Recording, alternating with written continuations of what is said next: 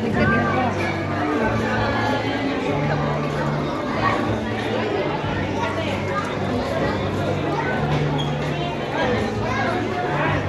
Ayan. Yung mga wala pa, oh. Wala na, oh. Meron pa daw dito. Okay.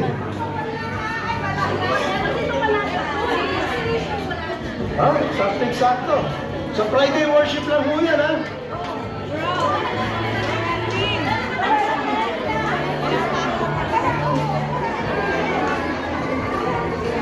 Praise God. Okay.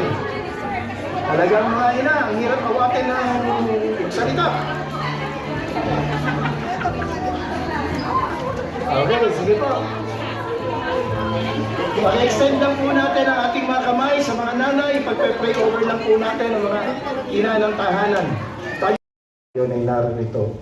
Pagpalain nawa kayo ng Panginoon at ingatan kayo. Paliwanagin ng Diyos ang kanyang mukha sa inyo at mahabag sa inyo. Ilingap nawa ng Diyos ang kanyang mukha sa inyo at bigyan kayo ng kapayapaan. Amen. Happy Mother's Day! Praise God!